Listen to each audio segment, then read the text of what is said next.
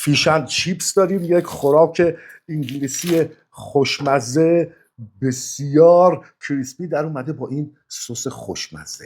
به نام خالق مزه ها جات سبز.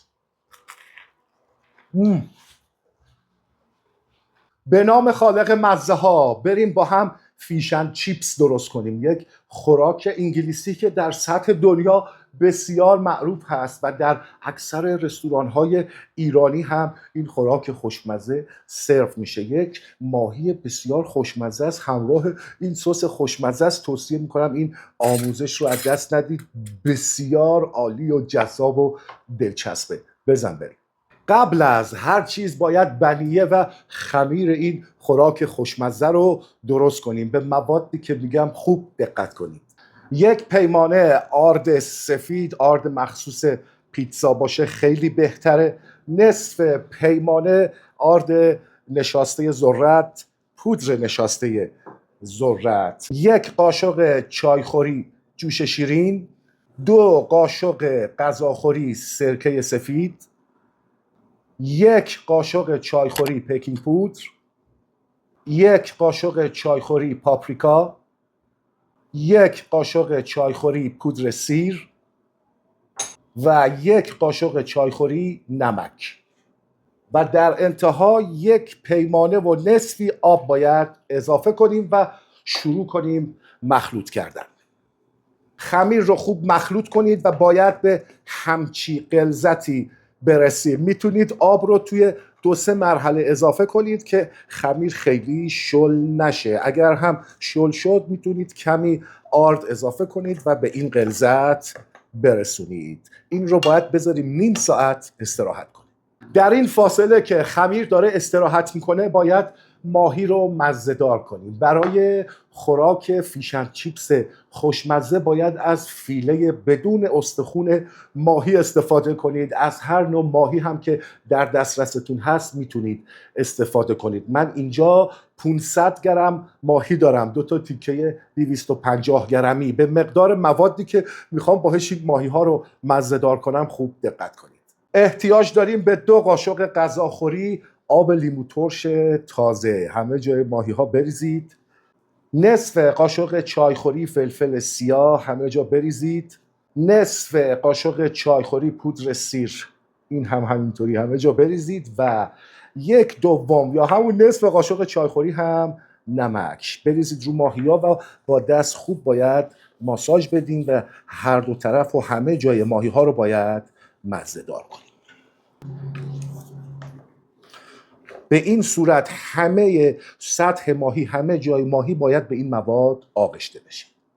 سایز ماهی بسیار سلیقه‌ای هست. شما میتونید به قطعات کوچکتر ماهی رو تقسیم کنید یا یک تیکه کامل باشه. دیگه بستگی داره به سلیقتون و ابزار و تجهیزاتی که دارید. ولی خب در روش اصلی و در منوی رستوران هایی که فیش اند چیپس سرو میکنن، یک تیکه ماهی بزرگتر یا نهایت 2 تیکه میذارن، خیلی شکیلتر هست. به قطعات کوچکتر هم تقسیم کنید، اون هم خوشگل هست. عرض کردم بسیار سلیقه‌ای هستش. خب مواد من خمیر و ماهی به اندازه لازم و کافی استراحت کرد. ماهی ها خوب مزه‌دار شده، خمیر هم آماده شده. 1 تابه مناسب بذارید روی اجاق. از روغن مخصوص سرخ کردنی باید استفاده کنید. مقدار زیادتری روغن بریزید توی تابه، شعله رو روشن کنید و منتظر میمونیم که خوب روغن داغ بشه. با من همراه باشید ببینیم که بقیه این آموزش به چه صورته. بعد از اینکه روغن خوب داغ شد دیگه شعله رو کم کنید. فیله ماهی رو باید کامل توی این آرد قوطه‌ورش کنیم. باید همه جاش توی این خمیر باید خوب قوطه‌ورش کنید. اشتباهات لپی داریم ما دیگه، ببخشید. باید کامل همه جای ماهی به این بنیه و خمیرمون آغشته بشه. بعد از اون ماهی رو بیارید بالا. منتظر میمونیم تا کمی خمیرها بریزه و وقتی که ثابت شد دیگه باید بریم توی روغن. یه چند بار تکونش میدیم، کافی هستش دیگه. باید بذاریمش توی روغن داغ. به بسیار عالی. بره اینم توی روغن. چه صحنه جذابی. به منتظر میمونیم تا اون طرف ماهی ها سرخ بشه. با یه قاشق یا وسیله‌ای روغن داغ بدید روی ماهی که این طرف هم تا حدی خودش رو بگیره. روغن نباید از دما بیفته. اگر احساس کردید که خوب در حال حباب زدن و سرخ شدن نیست، میتونید کمی شعله رو زیاد کنید، ولی اونقدر نباشه که روی این خمیر بسوزه و مغز ماهی خام بمونه. شعله و دما باید بسیار متناسب باشه تا ماهی هم مغز پخت بشه. به اندازه کافی روغن ریختیم روی ماهی ها. اون برش فکر کنم رنگ گرفته. برش گردونیم ببینیم که اوضاع احوال به چه صورته. به نام خالق مزه ها. به به. این یکی رو هم بچرخونیم. دوستان شعله کم باشه، شعله رو زیاد نکنید که ماهی مغز پخت بشه. هر طرف ماهی ها حدود 5 دقیقه باید حسابی توی روغن داغ سرخ بشه. دیگه شعله رو خاموش میکنیم و باید ماهیمون رو از تاوه خارج کنیم. به این هم از دومی حسابی کریسپی شده. هر تکه از این ماهی ها یک پرس حساب میشه. این از فیش و این هم از چیپسش. سیب زمینی سرخ کرده معمولی رو یه ادویه مناسب بزنید و بذارید کنارش. خب این فیش هم چیپس ما یک سس ویژه میخواد. بریم سسش رو با هم درست کنیم. امیدوارم تا اینجای آموزش لذت برده باشید و بهره لازم رو برده باشید. بریم یه سس خوشمزه برای فیشن چیپسمون درست کنیم. 4 قاشق سس مایونز بریزید توی یک ظرف مناسب و این مواد رو به این مقداری که میگم بهش اضافه کنید. 2 قاشق غذاخوری خامه صبحانه اضافه میکنیم.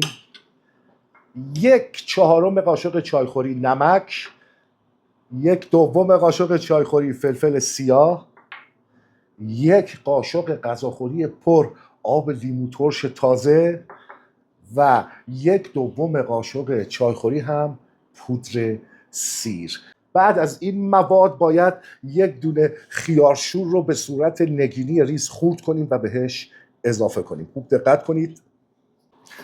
خیارشور رو به ورقه های نازک برش بزنید. اگر که دوست داشتید میتونید با قسمت درشت رنده هم رنده کنید، ولی من نمیخوام رشته های بلند خیارشور توی این سس باشه، پس سعی کنید به صورت نگینی خیلی ریز با چاقو و کارد خورد کنید. خیلی خوشگل‌تر و قشنگتر میشه، ضمن اینکه توی خوردن هم اذیت نمیکنه. برش های نازک به این صورت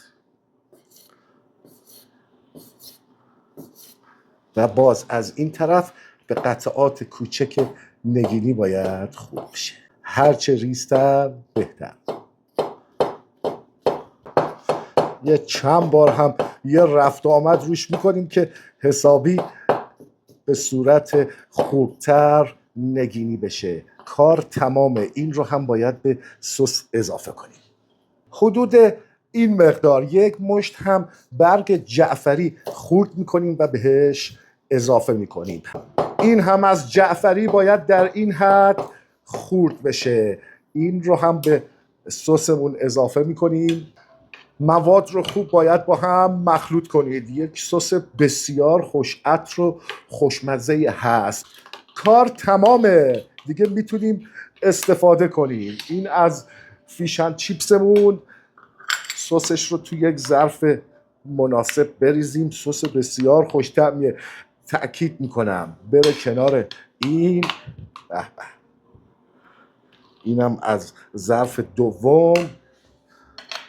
فیشن چیپس یک غذای معروف انگلیسی با سس مخصوص تقدیم به نگاه زیبا.